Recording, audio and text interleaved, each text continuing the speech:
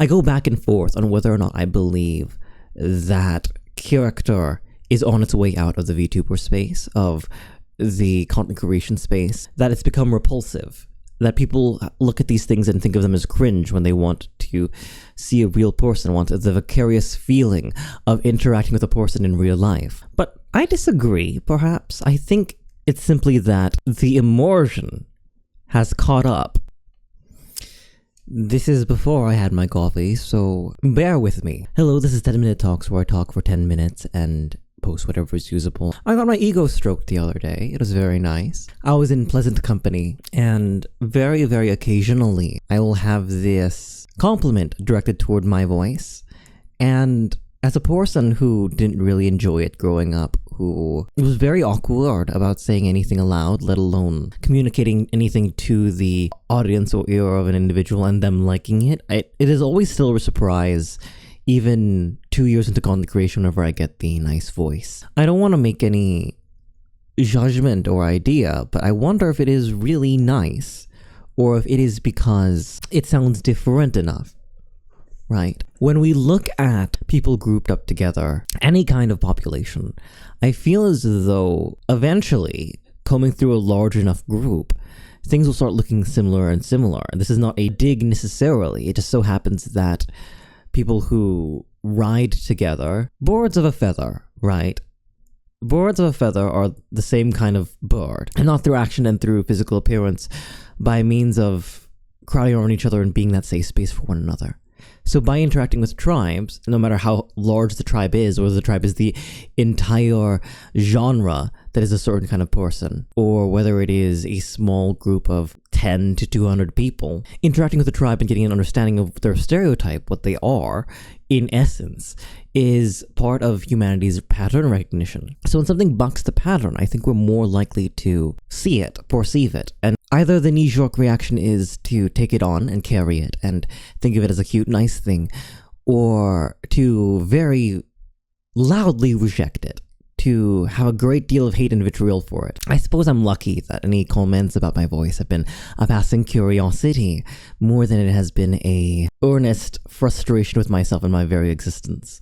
The insults haven't become so specific yet that I know that they don't watch me consistently, that I know that they're not there around for me, and I don't know if I want that. I don't know if I want more accurate bullies. I talked about in the past how nowadays people won't make fun of you for watching anime, they'll make fun of you for watching My Hero Academia.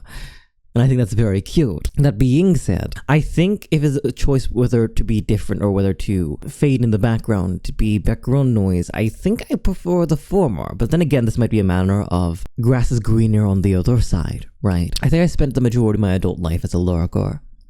I only started making real content or putting a footprint on the internet at the age of around 22-ish. Before that, I wouldn't so much as leave a comment anywhere. I was always precious with my face and not wanting to post it around.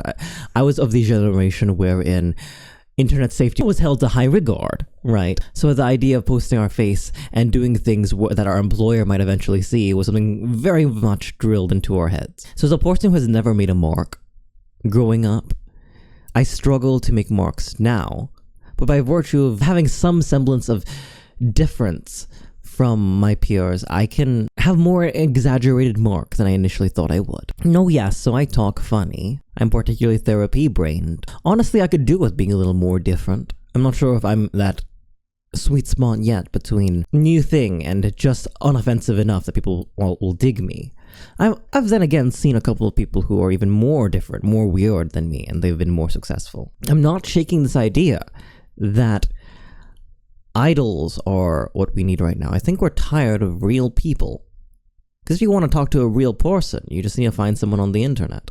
Or even in person. I go back and forth on whether or not I believe that character is on its way out of the VTuber space, of the content creation space. If that hyper-curated self is still such as that it's become repulsive, that people look at these things and think of them as cringe when they want to see a real person, want the vicarious feeling of interacting with a person in real life. But I disagree, perhaps. I think it's simply that the immersion has caught up. The demand for immersion has caught up with where we are right now with what people are willing to give out. When I think about the Fine Brothers, when I think of early internet personalities, sure, there were some standouts. There were some incredible talents and folks and comedians back in the day.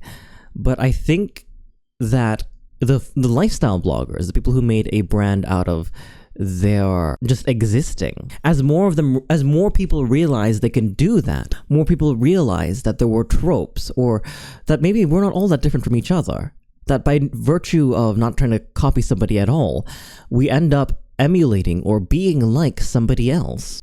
That's not a bad thing, but I think that a market can get saturated that way, and it is a painful thing to realize that you would have killed it in the past 10 years, but now that everyone's doing it, it's harder. So there are like two paths now. The authentic path is find what does even matter about you, what is more further apart about you, and push into that. Find things that, while not evil, are things that differentiate you and make you not part of the status quo, and leaning into those things will attract people who want to interact with that manic pixie dream person. I quite like that trope a lot, actually. I'd like to talk about it some other time. Alternatively, I was speaking to immersion and construct. Art is a lie, nothing is real. Everything on the internet was built around the idea of gathering your attention. And if a deficit of gathering that attention is that you seem fake, obviously you've got to be more real, right? I think the real fantasy sold nowadays is any kind of verisimilitude, any kind of convincing space that the person on the other side is realistic. Ding, ding, ding, 10 minutes.